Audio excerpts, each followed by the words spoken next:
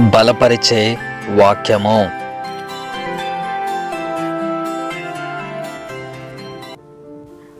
ఏ భేదమును లేదు, అందరును పాపము చేసి దేవుడు అనుగ్రహించు మహిమను పొందలేకపోవచ్చున్నారు.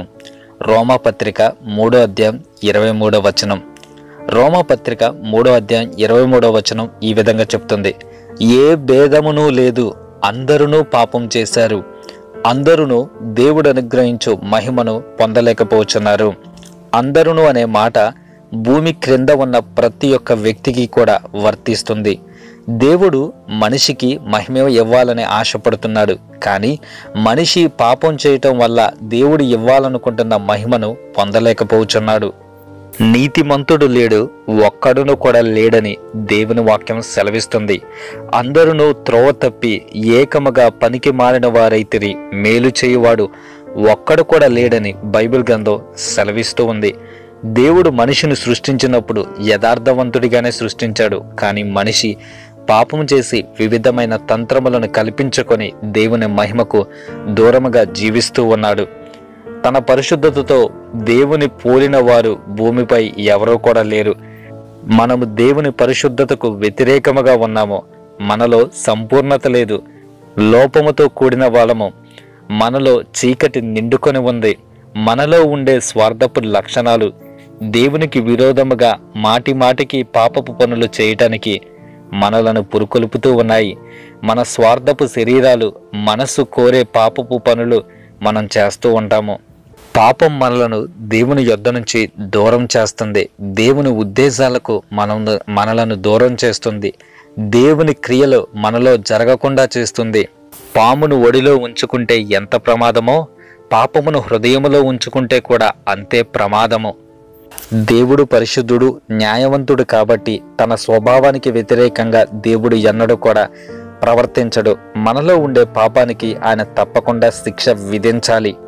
అవును, దేవుడు మనలను ప్రేమిస్తున్నాడు, మనలో ఉన్న పాపాన్ని ద్వేషిస్తున్నాడు. దేవుడు పాపిని ప్రేమిస్తాడు, అతనిలో ఉన్న పాపాన్ని ద్వేషిస్తాడు. దేవుడు ప్రేమ కాబట్టి పాపిని ప్రేమిస్తాడు. దేవుడు పరిశుద్ధుడు కాబట్టి అతనిలో ఉన్న పాపాన్ని ద్వేషిస్తాడు. పాపం వలన వచ్చు జీతం మరణమని దేవుని వాక్యం సెలవిస్తూ ఉంది. పాపం చేసిన వారందరూ దేవుని న్యాయపీఠం ఎదుటకు రావాల్సిందే. ఆ పాపములలో నీవు నేను కూడా ఉన్నావు. దేవుని పరిశుద్ధత, మానవుని పాప జీవితం ఒకే చోట కలిసి ఉండలేవు. దేవుని పరిశుద్ధత పాపాన్ని ద్వేషిస్తుంది. దేవుని ప్రేమ పాపిని ప్రేమిస్తూనే ఉంది. దేవుడు మన పాపముల నుంచి మనలను విడిపించి మనలను పవిత్రునిగా మార్చటానికి దేవుడు ఏర్పరచుకున్న మార్గమే తన ప్రియకుమారుడైన యేసుక్రీస్తు ప్రభు. ఆయన ద్వారా మాత్రమే మనకు శాశ్వతమైన పరిష్కారం దొరుకుతుంది. ఆయన ద్వారా మాత్రమే మన పాపములకు శాశ్వతమైన పరిహారము లభిస్తూ ఉంది. ఆయనే మన నిత్య జీవమును, ఆయనే మన పాపములకు ప్రాయశ్చిత్తమునై ఉన్నాడు. యేసుక్రీస్తు యొక్క శిలువ ద్వారా తండ్రి అయిన దేవుడు మన పాపములకు శిలువలో ప్రాయశ్చిత్తం చేశాడు. ఇప్పుడు మనము చేయవలసిన పని ఒకటే, యేసుక్రీస్తు యొక్క రక్తం మన ప్రతి పాపముల నుండి క్షమించి మనలను పవిత్రులుగా చేసిద్ది. కాబట్టి ఆయన యందు విశ్వాసం ఉంచటమే మనము చేసే పని.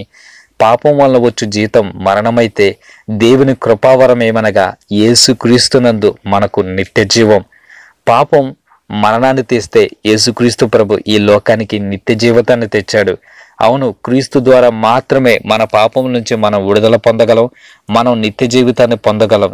నేడే ఆయన యందు విశ్వాసం ఉంచును.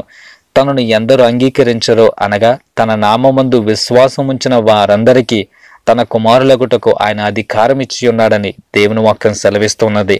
ఈ క్షణమే దేవుని యందు విశ్వాసం ఉంచుము, ఆయన కుమారునిగా మారుటకు క్రీస్తు నీకు అవకాశం ఇచ్చును.